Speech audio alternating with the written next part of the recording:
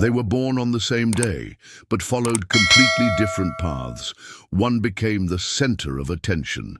The other was treated as if she had no value. Until that night, the forgotten sister entered the party, and everything changed. What she did in front of everyone silenced even the most arrogant. Now is the time to subscribe to the channel and be moved once again. Stay with me until the end, because what happens in this story will leave you thinking for days. A novella. Bianca and Isadora Martinez entered the world on the same October morning, their cries echoing through the hospital corridors exactly 17 minutes apart. Yet from that moment forward, they seemed destined to walk opposing paths, as if the universe had split a single soul into two contradictory halves. Their childhood home buzzed with constant, subtle comparisons. Bianca, the elder by those precious 17 minutes, claimed every spotlight with natural ease. She commanded attention at family gatherings, her laugh ringing louder, her stories more dramatic, her achievements more visible. Piano recitals, school plays, debate competitions, Bianca collected accolades like precious gems, each one carefully polished and displayed for maximum effect. Isadora, meanwhile, found solace in quieter pursuits. While Bianca performed, Isadora read. While Bianca networked at social events, Isadora volunteered at the local library, helping elderly patrons navigate new technologies or reading to children during story hour. Their parents, well-meaning but unconsciously biased, would beam with pride when neighbors mentioned seeing Bianca's name in the local newspaper's social pages, while Isadora's volunteer work went largely unnoticed and uncommented upon. "Bianca has such presence," their mother would often remark to friends, her voice carrying the particular tone reserved for discussing successful children. "She's going places, that one." And Isadora. The pause that followed always spoke volumes. "Well, Isadora is so thoughtful. She'll make someone a wonderful wife someday." The sisters' career choices crystallized their fundamental differences. Bianca pursued public relations with the hungry ambition of someone convinced the world owed her recognition. She networked relentlessly, building connections with influential people, carefully curating her image across social media platforms. Her apartment, a sleek downtown loft, served as both home and showcase, its minimalist design featured in local lifestyle magazines. Isadora, by contrast, chose teaching. Not at a prestigious private academy or university, but at Roosevelt Elementary, a public school in a modest neighborhood where children arrived with mismatched shoes and homemade lunches.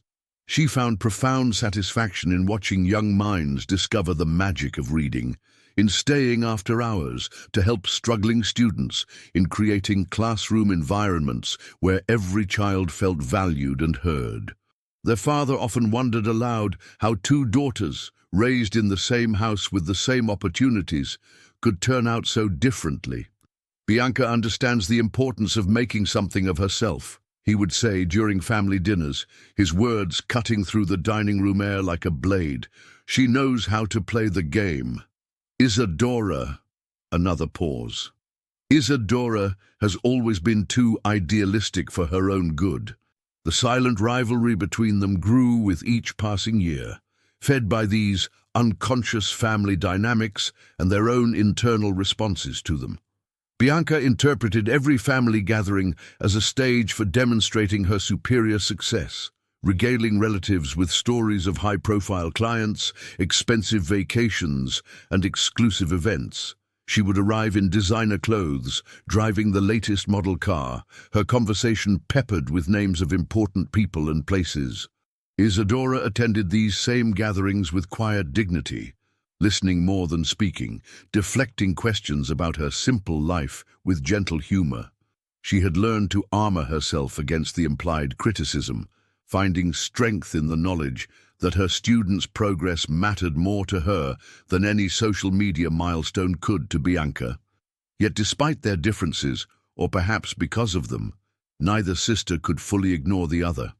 Bianca would sometimes find herself wondering if Isadora's apparent contentment was genuine or performed. Late at night, scrolling through carefully curated social media feeds, she occasionally felt a strange emptiness that all her professional achievements couldn't quite fill. Isadora, for her part, sometimes questioned whether her choices stemmed from genuine calling or from a subconscious desire to differentiate herself from her sister.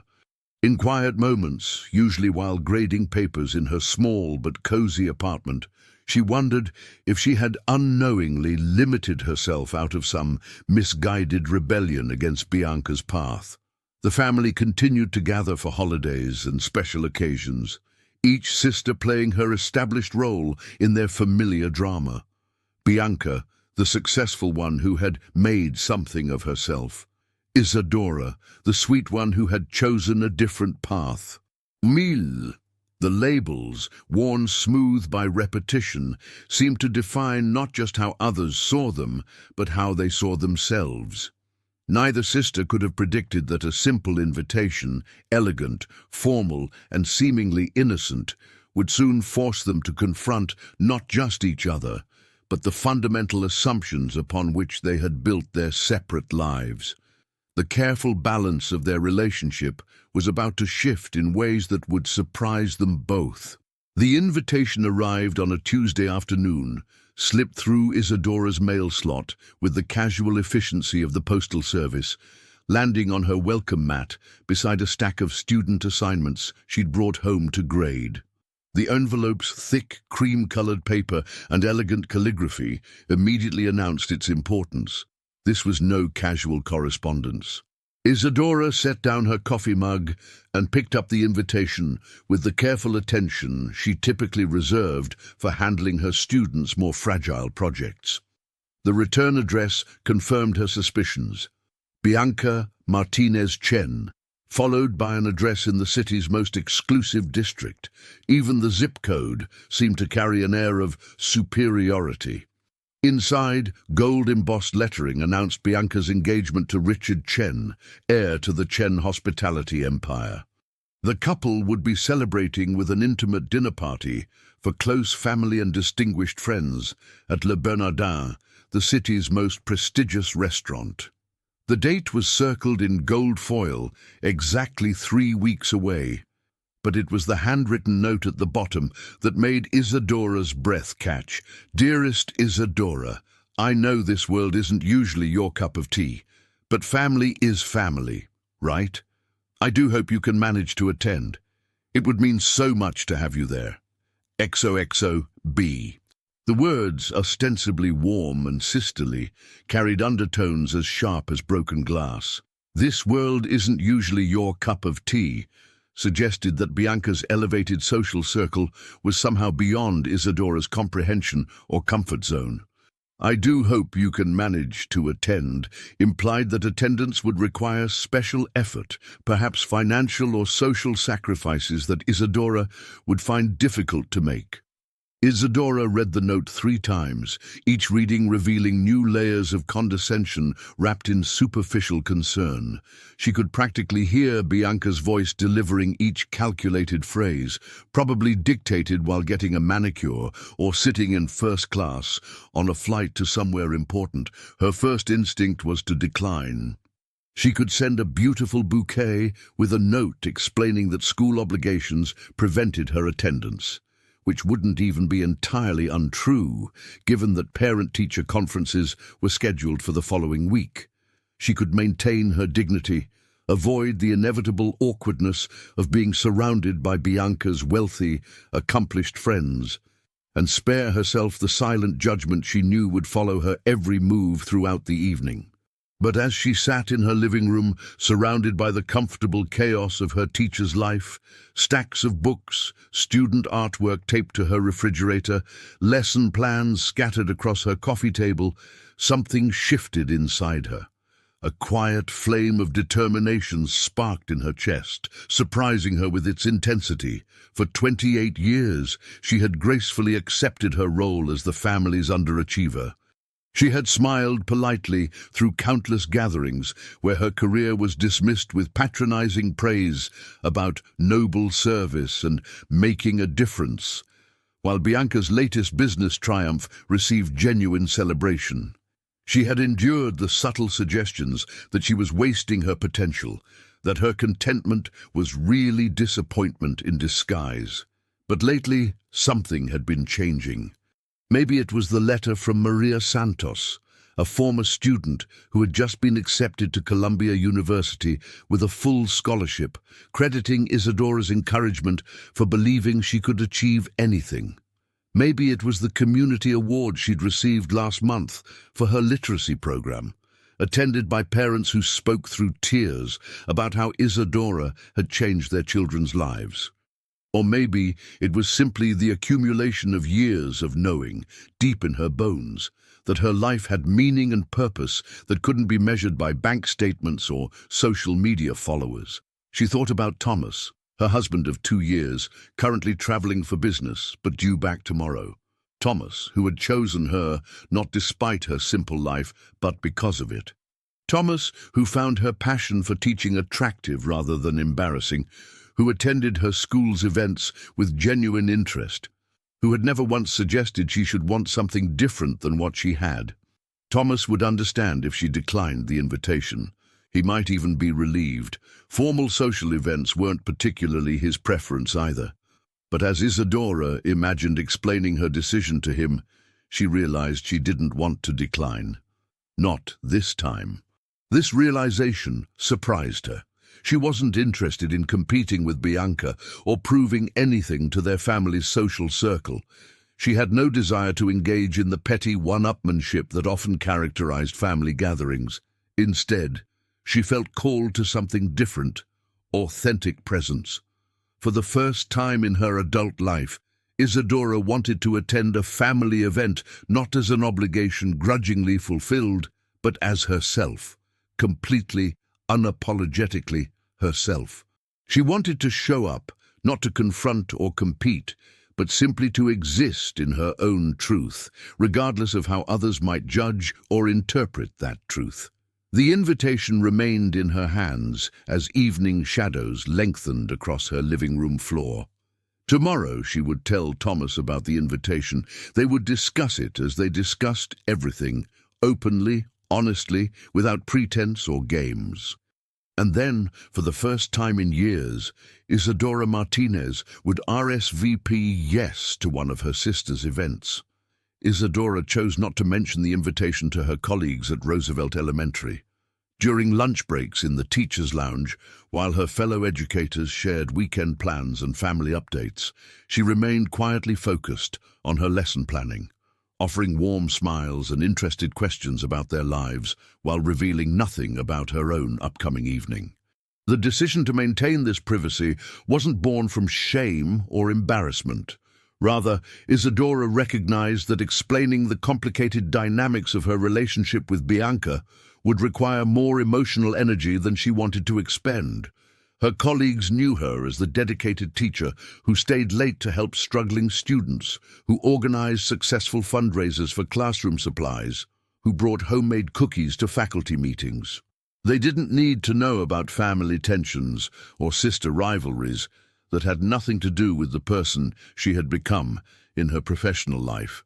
Thomas returned from his business trip on Wednesday evening, arriving home to find Isadora grading papers at their kitchen table, her red pen moving steadily across math worksheets while a pot of homemade soup simmered on the stove. This scene, domestic, peaceful, purposeful, represented everything he loved about their life together. "How was Chicago?"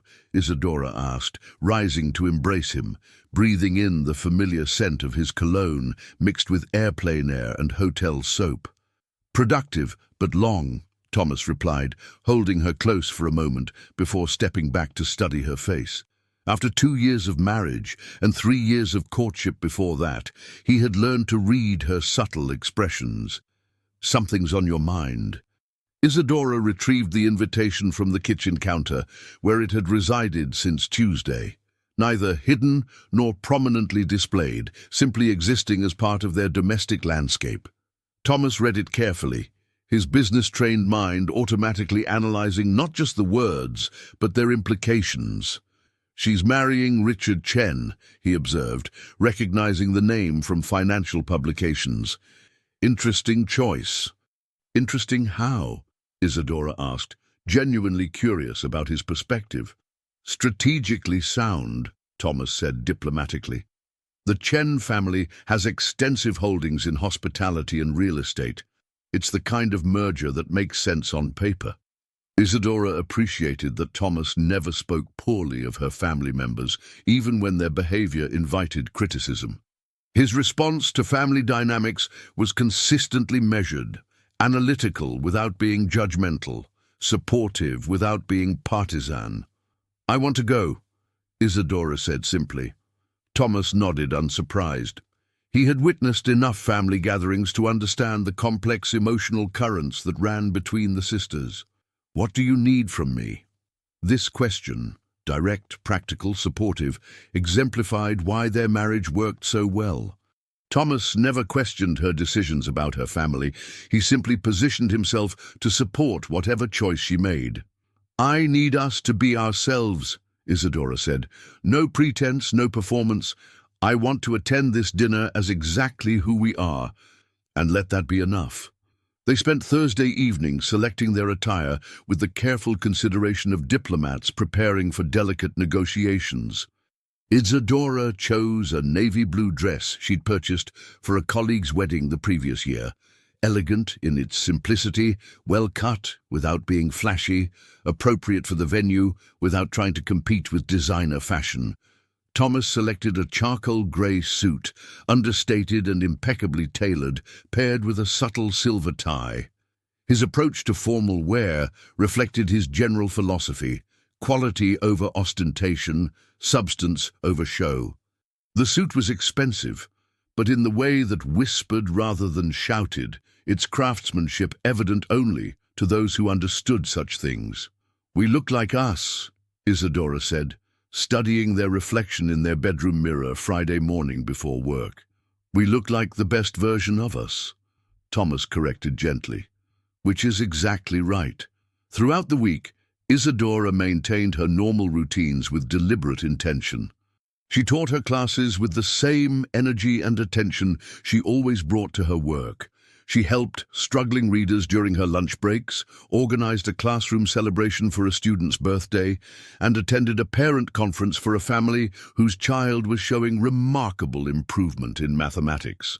These activities weren't performed as distractions from the upcoming dinner or as proof of her worthiness. Instead, they represented the fundamental truth of who she was, a teacher who found profound satisfaction in nurturing young minds, a person whose daily choices reflected her values rather than external expectations.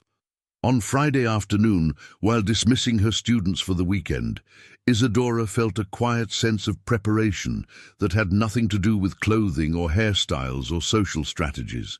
She was ready not because she had armed herself for battle, but because she had simply continued being herself all week long.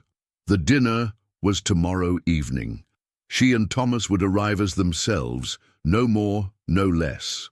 In a world that often demanded performance and pretense, this commitment to authenticity felt both revolutionary and utterly natural.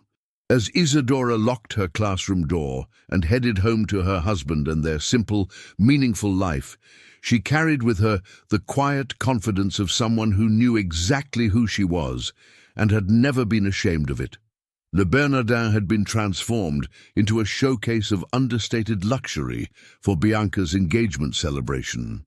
Crystal chandeliers cast warm light over tables adorned with white orchids and gold accents, while servers moved through the space with practiced elegance, their every gesture choreographed for maximum sophistication. The guest list read like a who's who of the city's social and business elite: investment bankers, real estate moguls, prominent attorneys, and carefully selected media personalities who could be counted upon to provide favorable coverage. Bianca moved through the pre-dinner cocktail reception like a conductor orchestrating a symphony of social interaction. Her engagement ring, a flawless 5-carat diamond surrounded by smaller stones, caught the light with every gesture, serving as both symbol and spotlight. Her dress, a custom creation in champagne silk, had cost more than many people's monthly salary, but the price tag was irrelevant. This was an investment in image, in the careful cultivation of her public persona. "The flowers are perfect," she murmured to her wedding planner, a stick-thin woman with severe black hair who managed high-profile events for the city's most demanding clients. "And the photographers?" "Positioned discreetly as requested," the planner assured her. "The society page will have beautiful shots, but nothing too obvious. Elegant documentation of an elegant evening." Richard Chen, her fiancé, stood near the bar discussing market trends with several prominent businessmen. Tall, impeccably groomed, and possessed of the quiet confidence that comes with generational wealth, he represented everything Bianca had worked toward: status, security, and social elevation. Their relationship was built on mutual appreciation for each other's assets. She brought beauty, ambition, and social savvy to the partnership, while he provided financial stability and access to circles that valued bloodline over achievement. "Has your sister arrived yet?" asked Victoria Mansfield, Bianca's closest friend and frequent companion at charity galas and exclusive events. Victoria possessed the particular brand of sharp intelligence that made her both valuable as an ally and dangerous as an enemy. Her question carried an undercurrent of anticipation, as if she were inquiring about the evening's entertainment. "Not yet," Bianca replied, her smile maintaining its perfect wattage while her eyes betrayed a flicker of something harder. "But she'll be here. Isadora never misses an opportunity to play the humble martyr." Victoria laughed, the sound crystalline and cutting. "I'm curious to see how she'll handle herself in real company." "I mean, spending your days with elementary school children doesn't exactly prepare you for sophisticated conversation, does it?" "Oh, she'll manage," Bianca said, her tone dripping with false affection. "Isadora has always been adaptable, though I do wonder what she'll wear. She has such simple tastes." A small group had gathered around them, drawn by the magnetic pull of gossip and social hierarchy. These were Bianca's people, individuals who understood that every social interaction was a form of performance, that conversations were competitions disguised as pleasantries, that worth was measured in net worth and social connections rather than personal character. "I heard she married some businessman," offered Marcus Wellington, whose family fortune dated back 3 generations and who collected art with the same casual intensity most people reserved for purchasing groceries. "Do we know anything about him?" "Thomas something," Bianca said dismissively. "Very quiet, very ordinary. He works in some kind of consulting, I think.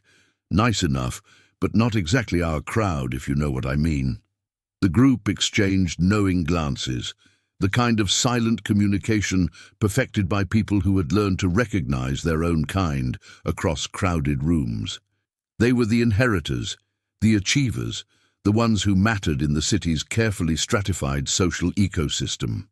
Anyone outside their circle was, by definition, less significant. "Well, I suppose we should be charitable," Victoria said, her voice carrying the particular condescension reserved for discussing those deemed beneath one's social station.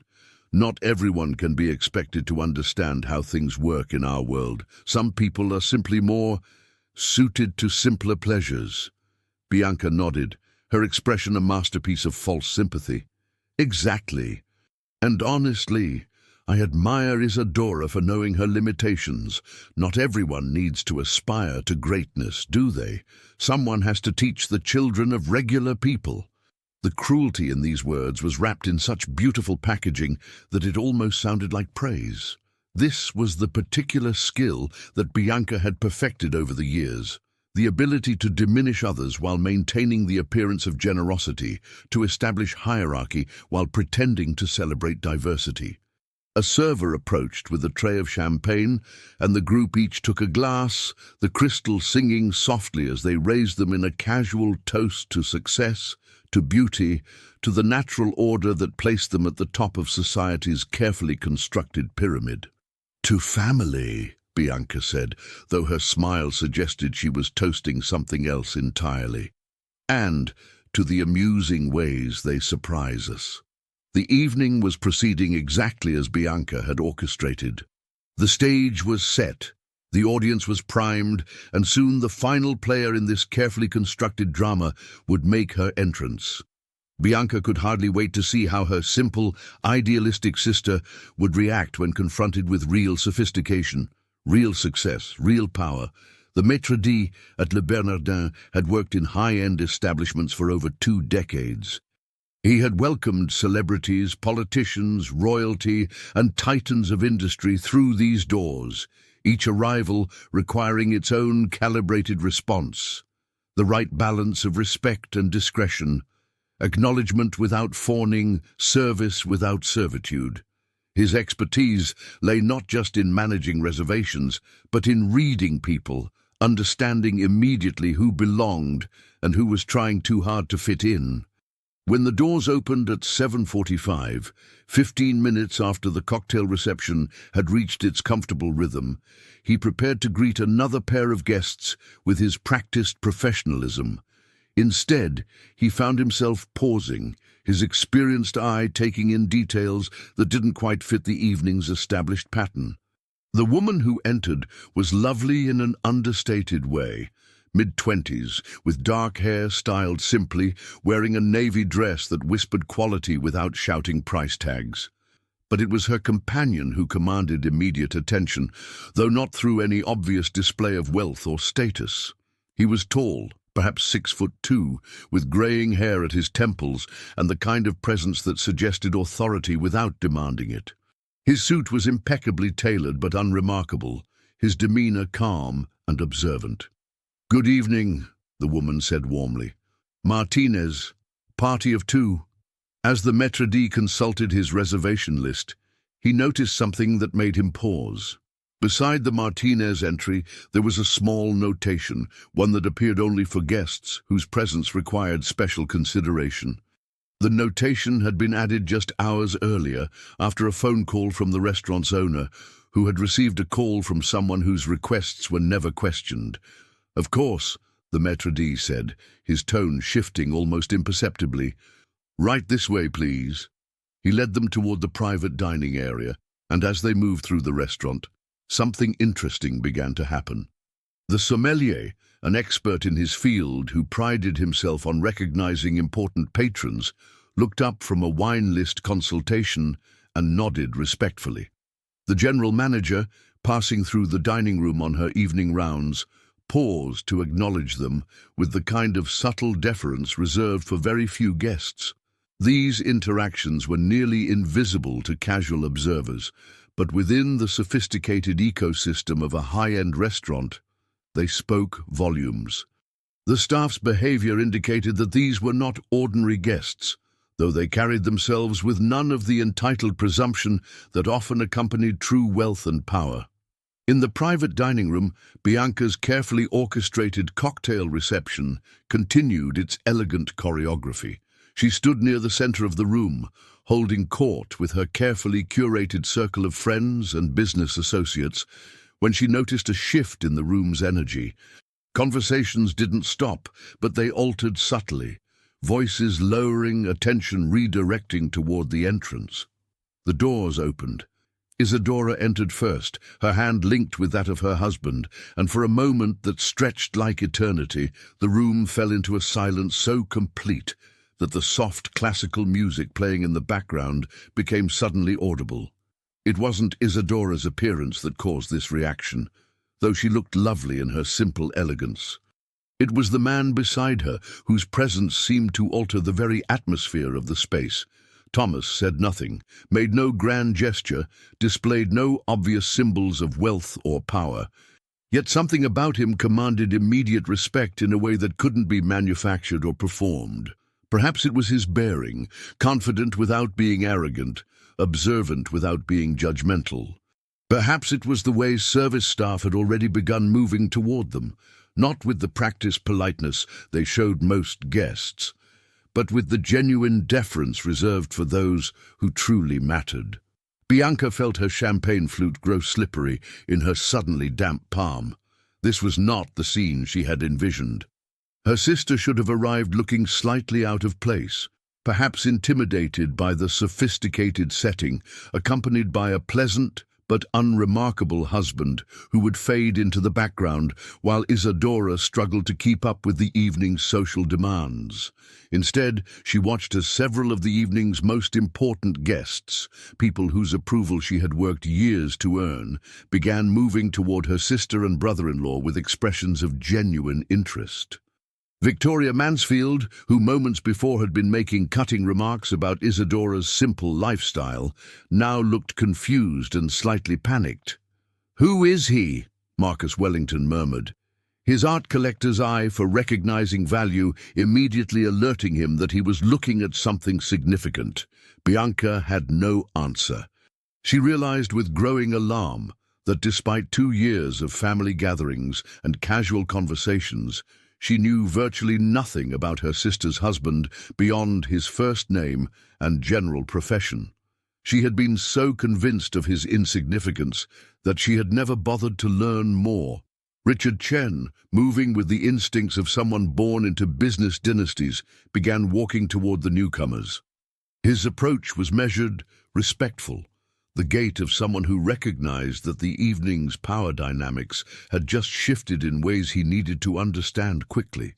The silence stretched for perhaps 10 seconds, though it felt much longer to everyone in the room. Then Thomas smiled, a warm, genuine expression that seemed to release the tension holding everyone motionless. And normal conversation gradually resumed, though at a different frequency than before. Isadora looked around the room with calm interest, neither intimidated by the luxury nor impressed by the obvious displays of wealth. She had attended enough faculty dinners and community events to be comfortable in formal settings, and her natural grace had never required external validation. But it was Thomas who had changed everything simply by being himself, though exactly who that self might be remained tantalizingly unclear to everyone watching. The seating arrangement at Le Bernardin's private dining room had been carefully orchestrated by Bianca, with input from her wedding planner and meticulous attention to social hierarchies.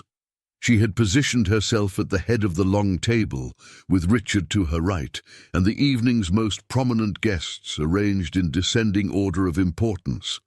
Isadora and Thomas had been assigned seats roughly midway down the table, a placement that Bianca had considered generous given their presumed social irrelevance. Now, as guests took their assigned places, Bianca watched with growing unease as several of her carefully cultivated connections seemed more interested in engaging with her sister and brother-in-law than with her. The sommelier, presenting wine selections with unusual attentiveness, addressed Thomas with a level of respect that Bianca had never seen him show to other guests. "The 2015 Chassagne Montrachet is exceptional this evening," the sommelier said, his tone suggesting consultation rather than recommendation. "Though if you prefer something with more structure, we have a remarkable Burgundy from the same vintage." Thomas listened thoughtfully, then asked a few questions that demonstrated sophisticated knowledge of wine regions and vintages. His responses were informed without being showy, appreciative without being effusive. "The Chassagne Montrachet sounds perfect," he said finally. "Thank you for the recommendation." Bianca felt a flutter of anxiety. She had expected her sister's husband to be intimidated by the wine list's complexity, perhaps defaulting to safe choices, or worse, revealing his presumed lack of sophistication through inappropriate selections. Instead, he navigated the conversation with the quiet confidence of someone entirely comfortable in such settings. As the first course, delicate amuse-bouches that represented the chef's artistry in miniature, was served, conversation began flowing around the table. Bianca attempted to regain control of the evening's narrative by steering discussion toward topics she considered her domain: upcoming charity galas, mutual acquaintances' recent accomplishments, and the kind of social currency that had always served as her preferred language. "Richard and I are considering a spring wedding in Tuscany," she announced, her voice carrying across the table with practiced projection. The logistics are complex, of course, but when you're dealing with guest lists that include people from various industries and countries, complexity is inevitable. Several guests murmured appropriate appreciation for such ambitious planning.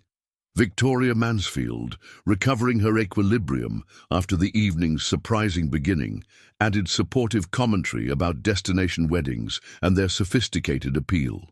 "How wonderful," Isadora said warmly, her genuine pleasure in her sister's happiness momentarily disrupting Bianca's defensive posture. "Tuscany in spring must be beautiful. Have you selected a specific region?" For a moment, the conversation proceeded normally, with Bianca describing their plans for a venue near Florence, and the challenges of coordinating international travel for their guests. But as the second course arrived, expertly prepared seafood that showcased the restaurant's renowned expertise, the dynamic began shifting again. Thomas, who had been listening quietly to the wedding discussions, was drawn into conversation by Marcus Wellington, who had been studying him throughout the evening with increasing curiosity. "I don't believe we've met formally," Marcus said, extending his hand. "Marcus Wellington. I'm in acquisitions. Art, primarily, though I dabble in other investments." "Thomas," came the reply, accompanied by a firm handshake. "Pleasure to meet you." "What brings you to our fair city?" Marcus asked, employing the kind of casual questioning that wealthy people used to determine each other's relative positions in the social hierarchy. "Business, primarily," Thomas said, "though Isadora's work here is what makes it home." The response was skillfully deflective without being evasive, providing information while revealing nothing substantial. Marcus, whose skills at social reconnaissance had been honed through decades of high-stakes networking, recognized the technique and found it intriguing. "What sort of business?" he pressed gently. "Investments and development," Thomas replied. "I work with various projects: infrastructure, education, sustainability initiatives. Nothing particularly glamorous, but meaningful work." Bianca, listening while trying to maintain conversation with other guests, felt a growing sense of unease. Something about Thomas's responses, their careful precision, their understated confidence, suggested depths she hadn't suspected. More troubling was the way other guests were responding to him, the subtle but unmistakable deference that successful people showed when recognizing someone whose success might exceed their own. The conversation continued, and Thomas mentioned almost casually a recent project funding educational technology initiatives in underserved communities. "We provided grants to several organizations," he said, "including one here locally, the Riverside Foundation. Remarkable work they're doing in literacy programs." Victoria Mansfield, who had been half listening while focusing on her perfectly prepared fish, suddenly looked up sharply. "The Riverside Foundation?" she repeated. "My husband's firm has been trying to partner with them for months. They're incredibly selective about their funding sources." "They have high standards," Thomas agreed mildly, "but their results speak for themselves." What he didn't mention, and what Victoria would only discover later through her own investigation, was that the Riverside Foundation had recently declined a partnership proposal from her husband's investment group, citing concerns about the firm's commitment to sustainable practices over pure profit maximization. The foundation had instead chosen to work with a consortium of investors known for their long-term vision and ethical standards, a consortium that Thomas not only knew, but had helped organize. The moment of recognition arrived, not with dramatic fanfare, but with the quiet precision of a puzzle piece finding its proper place.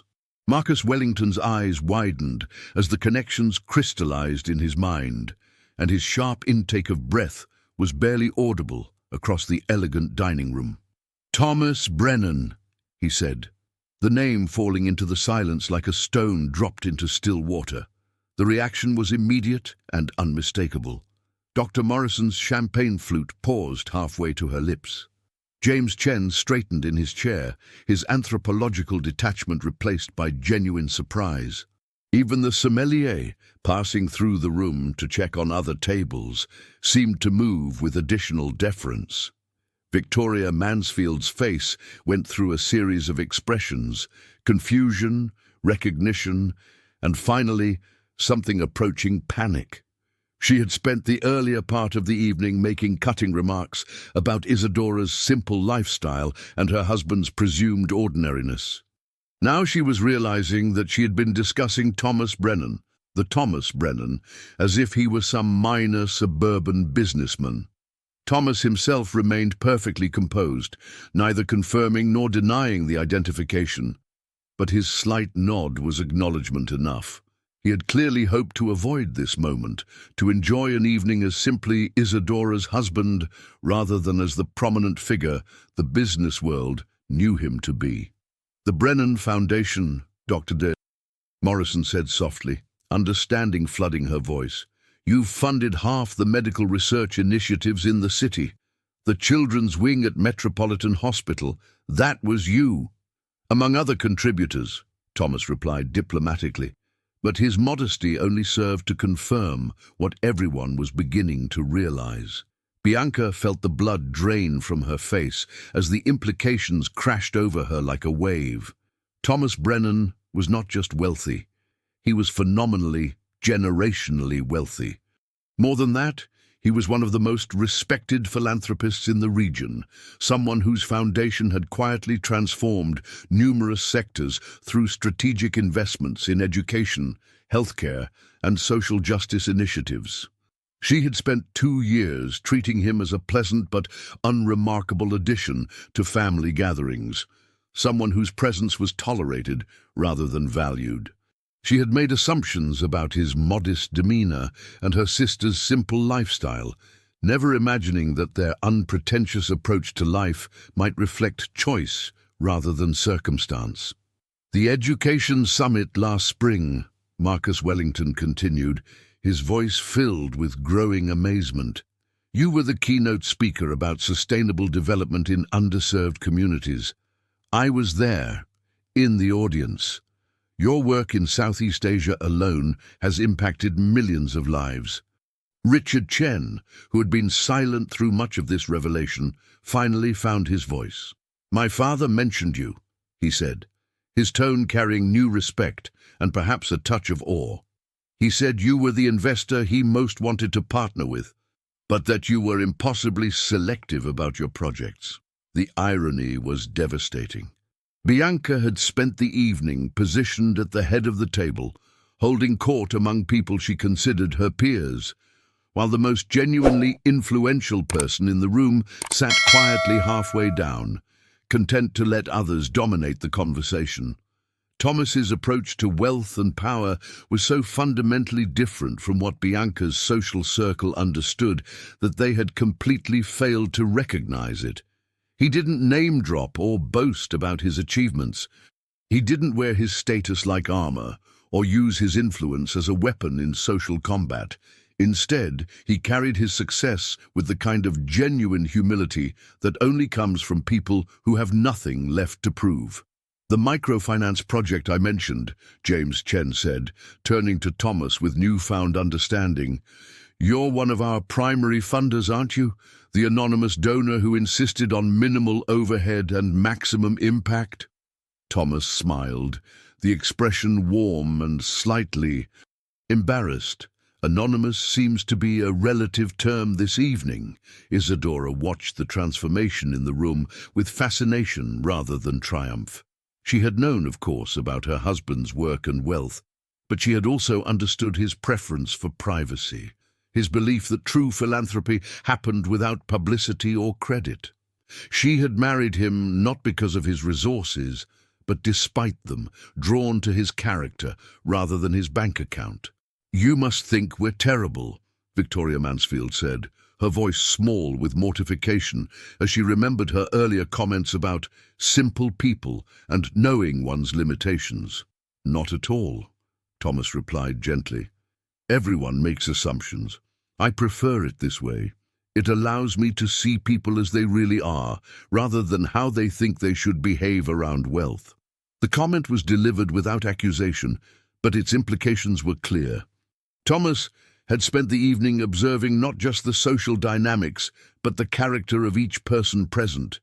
He had watched who was kind to service staff, who listened genuinely to others, who measured worth by contribution rather than acquisition. Bianca realized with growing horror that she had failed every one of these unspoken tests. The conversation continued, but with a completely altered dynamic. Guests who had previously competed for Bianca's attention now sought opportunities to engage with Thomas, and by extension, with Isadora. The couple who had been dismissed as nice but irrelevant were suddenly the evening's most compelling presence.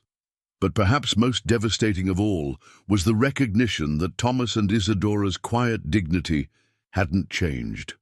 They were exactly the same people they had been when they walked through the door. The only thing that had changed was everyone else's perception of them. Monday morning arrived with the familiar comfort of routine. Isadora's alarm rang at 6:30, just as it had every weekday for the past 5 years, and she rose with the quiet satisfaction of someone returning to work she loved after a weekend well spent. The engagement dinner felt like something from another lifetime, a brief excursion into a world that had never really been hers. She prepared her morning coffee while Thomas read the financial papers at their kitchen table, the domestic scene unchanged by the revelations and social upheaval of Saturday evening. Thomas had fielded 3 phone calls the previous day from people wanting to discuss investment opportunities and mutually beneficial partnerships, each caller suddenly discovering urgent reasons to connect with him. He had politely deflected them all, just as he had deflected such approaches for years. "Any regrets about the evening?" he asked, looking up from an article about sustainable energy initiatives in developing nations. Isadora considered the question while buttering her toast, thinking about the complex emotions that had surfaced during and after the dinner. "No," she said finally. "I think it needed to happen. For both of us, actually." She meant both sisters, though the ways they had been changed by the evening were vastly different. At Roosevelt Elementary, Isadora's Monday began like every other. She unlocked her classroom door at 7:15, turned on the lights, and began preparing for her students' arrival. The bulletin boards displayed their latest projects, creative writing assignments about their dreams for the future, science experiments documenting plant growth, art projects celebrating diversity and inclusion. Maria Santos, her former student who had recently been accepted to Columbia, had sent another letter, this one describing her first semester experience and thanking Isadora again for believing in her potential when others hadn't. The letter was taped to Isadora's desk lamp, a daily reminder of why her work mattered. Her students arrived with their usual energy and chaos, backpacks trailing unzipped, homework clutched in small hands, stories from their weekends bubbling over in excited voices. 8-year-old Marcus, no relation to the art collector, ran to her desk with a book he had finished over the weekend, his eyes bright with accomplishment. "I read the whole thing, Mrs. Brennan, can I pick another one from the special shelf?" The special shelf contained books slightly above grade level, reserved for students who had demonstrated readiness for additional challenges. Watching Marcus select his next adventure, Isadora felt the familiar warmth of witnessing a young mind stretch and grow. This moment, unremarked by anyone outside her classroom, unrecorded by any media, uncelebrated by any social gathering, represented the kind of success that actually mattered to her. During lunch, her colleague Jennifer mentioned seeing Isadora's picture in the society pages of the Sunday paper. "Fancy party," Jennifer commented with friendly curiosity. "You looked beautiful. Special occasion?"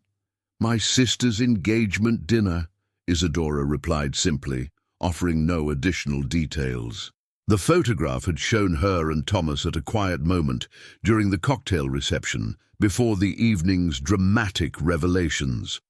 They looked exactly like themselves, elegant but unpretentious, comfortable in each other's company, present without performing. Jennifer didn't press for details, understanding that Isadora's privacy around family matters wasn't secretiveness, but rather healthy boundaries. Their conversation moved on to the upcoming parent-teacher conferences and the challenges facing several students who needed additional support. The afternoon proceeded with its familiar rhythms, reading groups rotating through different activities, mathematics lessons tailored to varying skill levels, a science experiment involving seeds and soil that would teach her students about patience and growth over the coming weeks. Isadora moved through her classroom with practiced ease, offering encouragement here, redirection there, gentle challenges for those ready to push themselves further. At 3:30, as her students gathered their belongings and prepared for dismissal, Isadora felt the deep satisfaction that came at the end of productive days. She had taught children to think more clearly, express themselves more effectively, and approach challenges with greater confidence. She had planted seeds that would grow for years to come in ways she might never fully know. Thomas picked her up at 4 o'clock, as he did every Monday when his schedule permitted. During their drive home, they talked about their respective days, his foundation board meeting, her students' progress, their plans for the evening. The conversation was comfortable, intimate in the way that only comes with couples who genuinely enjoy each other's company. "How do you think Bianca is processing everything?" Thomas asked, as they stopped at a red light. Isadora gazed out the passenger window, watching pedestrians navigate their evening routines, parents with strollers, professionals heading home from work, teenagers clustered around a bus stop. "I hope she's questioning some assumptions," she said finally. "But change has to come from within. I can't force her to see things differently." The truth was that Isadora felt genuinely sorry for her sister, though not in a condescending way. Bianca had spent so much energy constructing an identity based on external validation that she had lost touch with her own authentic desires. The engagement dinner had revealed the fragility of that construct, but recognizing the problem was only the first step toward addressing it. That evening, Isadora graded papers while Thomas reviewed proposals for his foundation's next funding cycle. Their apartment was quiet except for the soft sounds of focused work and the occasional question or observation shared between them. This was how they spent most evenings, productive, peaceful, connected to work that mattered to them both. Around 9 o'clock, Isadora's phone rang. The caller ID showed Bianca's name, and after a moment's hesitation, Isadora answered. "Hi, Bianca." "Isadora." Her sister's voice was subdued, lacking its usual performance quality. I owe you an apology. For Saturday night. For a lot of things, actually." The conversation that followed lasted nearly an hour.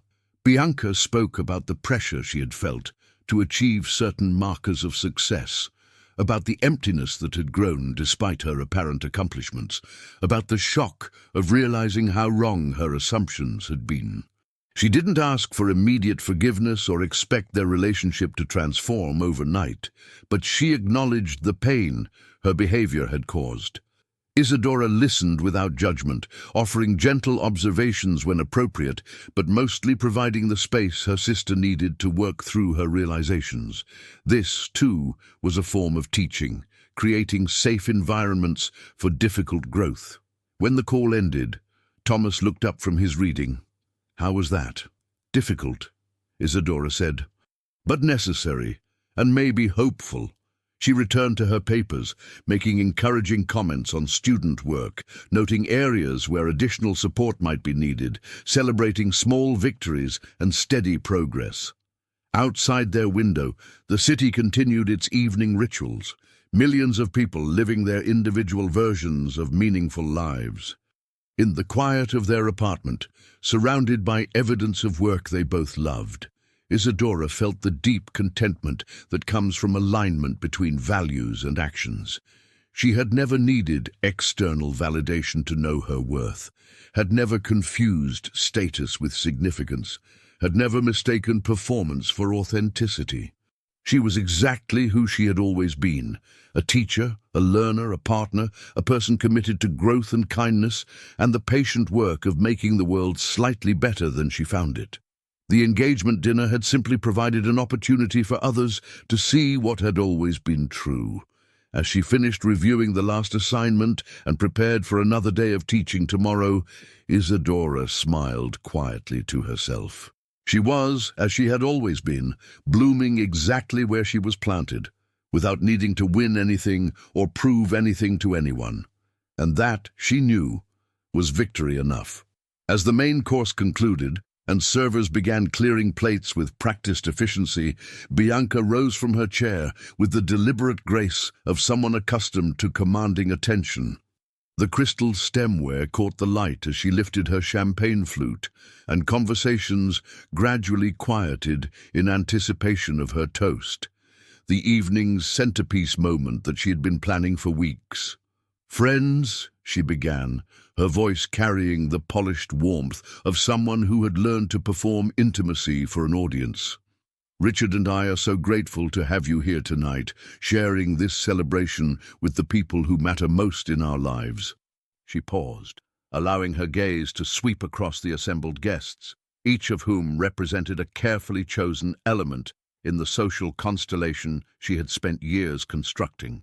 Investment bankers, real estate developers, prominent attorneys, influential socialites, the kind of people whose approval validated her choices and whose presence at her engagement dinner confirmed her arrival at the upper echelons of society.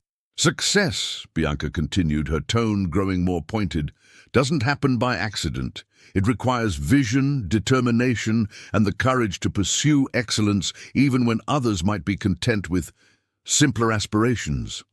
The words hung in the air with unmistakable implication. Several guests shifted slightly in their chairs, recognizing the subtle aggression underlying the elegant phrasing.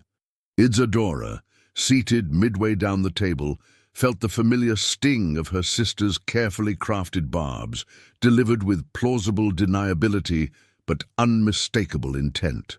"We live in a world," Bianca went on, warming to her theme, "that sometimes celebrates mediocrity, that suggests all choices are equally valid, that everyone deserves recognition simply for existing.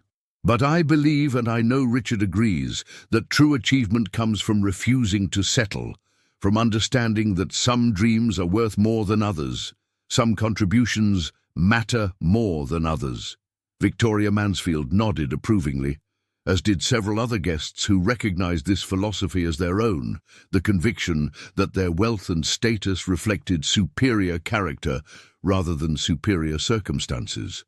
Marcus Wellington raised his glass slightly, anticipating the toast's climax. "So tonight," Bianca concluded, her smile brilliant and sharp as cut diamond, "I want to celebrate not just Richard and me, but all of us who understand that excellence isn't given, it's earned, that success isn't luck, it's choice, that some paths in life lead higher than others, and there's no shame in acknowledging that truth." She raised her glass higher, and most of the guests followed suit, though with varying degrees of enthusiasm. The toast was clearly meant as a celebration of the assembled elite, but its implicit criticism of those who had chosen lower paths was impossible to miss.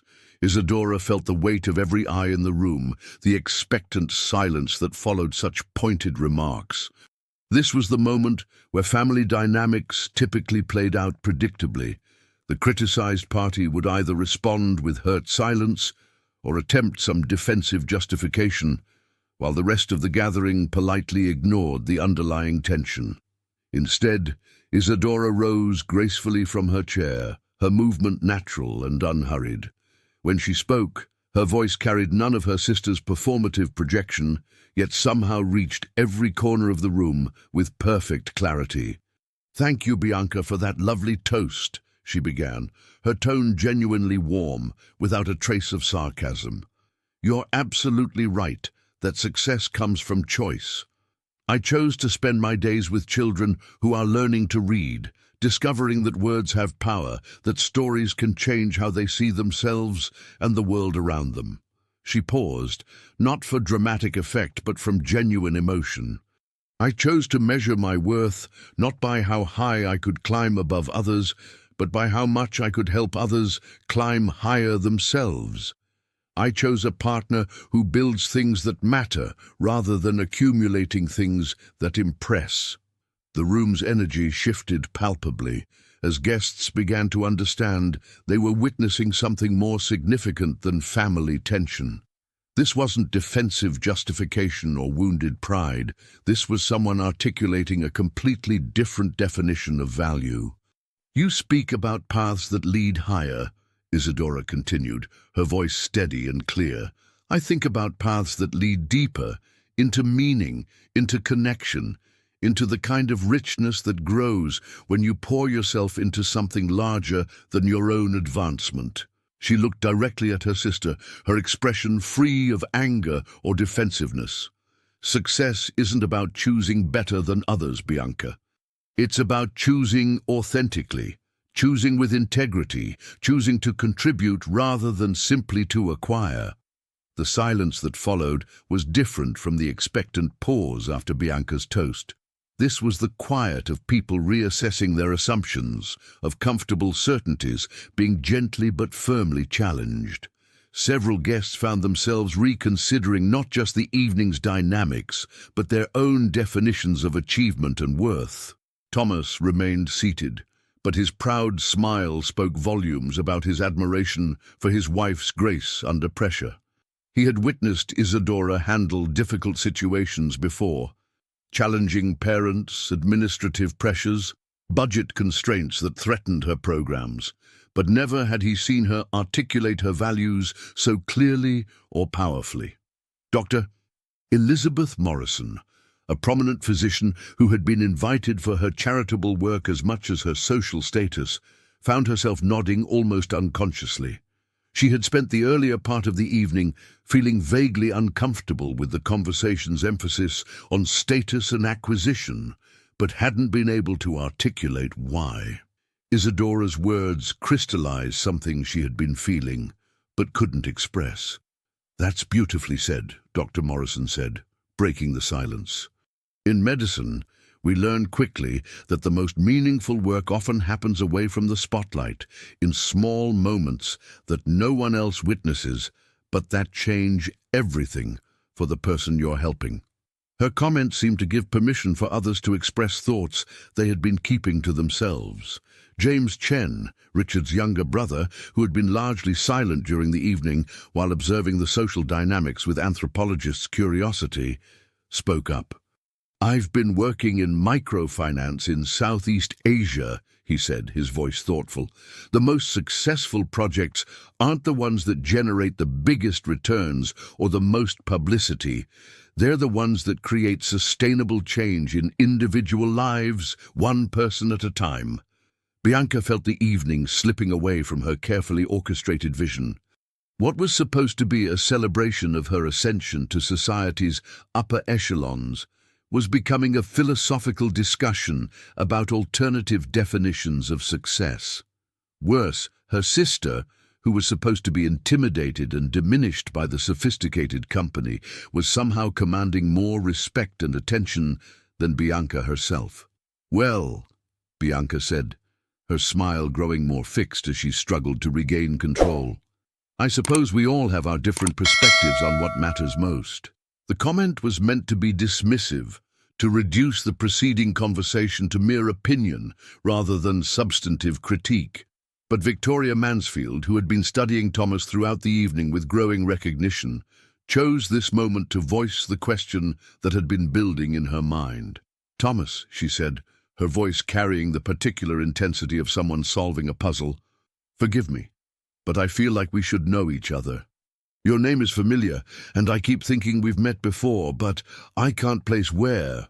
Thomas's expression remained pleasantly neutral, But Isadora noticed the slight tension in his shoulders that indicated he was preparing for a conversation he had hoped to avoid. "I try to keep a relatively low profile," he said diplomatically. "Most of my work is behind the scenes." "But the Riverside Foundation project you mentioned," Marcus Wellington interjected, his collector's instincts fully engaged. "That was significant funding. The kind of commitment that usually comes from major foundations or—" He paused, his eyes widening slightly as connections began forming in his mind. The careful politeness of the restaurant staff, the respectful attention Thomas commanded without seeking it, the quality of his responses to questions about business and investment. "Or institutional investors," Marcus finished, his voice carrying a new note of realization. "Now tell me, have you ever witnessed a similar situation where arrogance gave way to surprise? Which side of this story would you be on? Write in the comments. I want to hear your opinion. And if this story touched you, like, share and subscribe to the channel. Here, each story is made to touch the heart and leave a mark on the memory.